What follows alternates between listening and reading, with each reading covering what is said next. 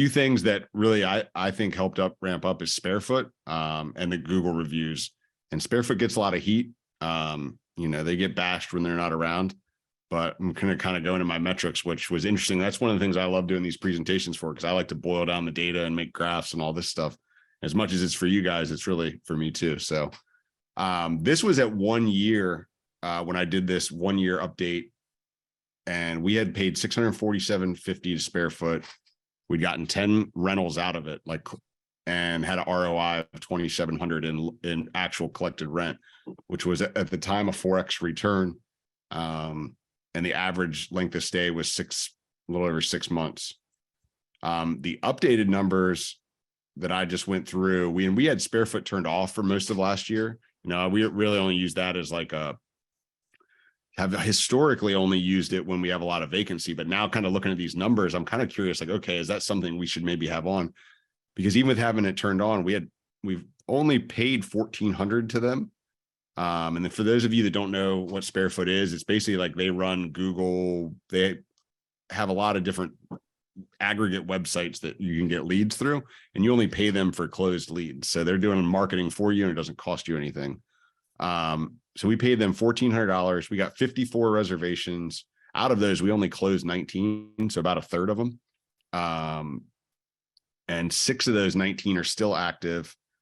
And out of the 19, we auctioned 2 are abandoned, but we've collected $16,000 on that $1,400 in spend. And the average lifetime stay of those renters is 347 days. And the shortest stay I've had is 4 days, and the longest is 732 days. And that person's still active. So I thought that was really interesting to go through, because again, they get bashed a lot if you've been in any of the Facebook groups or any of Mike's group. And seeing this data kind of opened my eyes up to damn, that's like a 10x return. So, and this is actually a breakdown. Again, when I did it, I figured I'd put a screenshot in here of each customer when they moved in and the lifetime value of them. Because I'm actually going to start going back quarterly and updating this so that we can get real data on, hey, is this working or not? Because again, I've had it turned off for most of last year and just recently turned it on this year, a couple months ago, right around Christmas when things slow up. So this was a real eye opener to me, and a lesson to always just kind of really dive deep in your data and get the true story. Google reviews. I mean, you guys probably see it in the group all the time. People are asking for them. I solicit. I don't post in there. I think Google, I've had a lot of reviews get flagged when I've asked for them.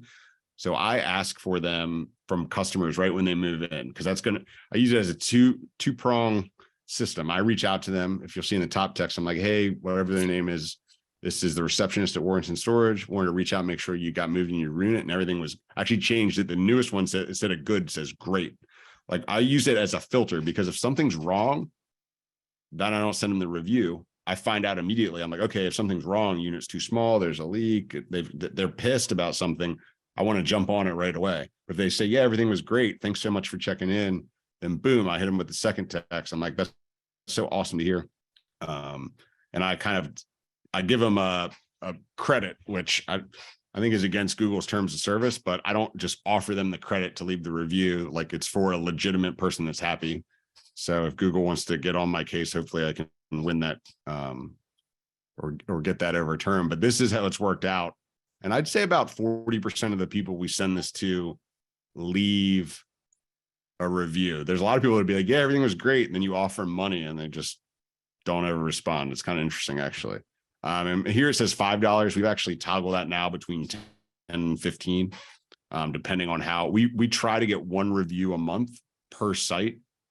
And I just think that the best defense against bad reviews is a whole shitload of good reviews, in my offense. Everyone waits and they get a couple bad ones. They're like, I need help. Who can, but if you could just have constant reviews coming in, then you're going to have less issues with that kind of stuff down the road. And again, this is an update on, I know I kind of went through the revenue, just the occupancy of the units. When we took over, we were at 76 occupied units out of 104. And we've kind of just oscillated up to I think when we were at 137, 138 in July and August of 22, that was like, we were basically like 96, 97% full. And we've been toggling down. And I think that's a mix of seasonality and also just people aren't moving around as much right now. And people are tightening their belts. So we're getting more mindful of rent raises and things like that. We're actually stretching out, the frequency in which we do them. We still are doing them, but we're trying to raise them on people who have either been delinquent or kind of get more calculated with it, which might take a little more time. But if I'm gonna put the pressure on people, I want to put the pressure on people who have been a problem. So, and again, the auto pay, we've got 83% of customers currently on auto pay, which I think is a huge factor because they get hit. If the payment fails, they get hit again with a notice. And the people that really aren't on auto pay are the people who have been there since the beginning because we make it mandatory. I think we still have 27 or 25 customers who have been there since we bought it. And that's been huge. And we moved all check payers to electronic payments after about a year and a half. We were way too slow on this, but being my first facility, I was like really cautious about scaring people away. But now we do it basically after 30 days of ownership and get rid of them because again, that's just getting out. If that's the reason they want to move, then I'm okay with that because it's going to give me space to bring a better, higher level customer in.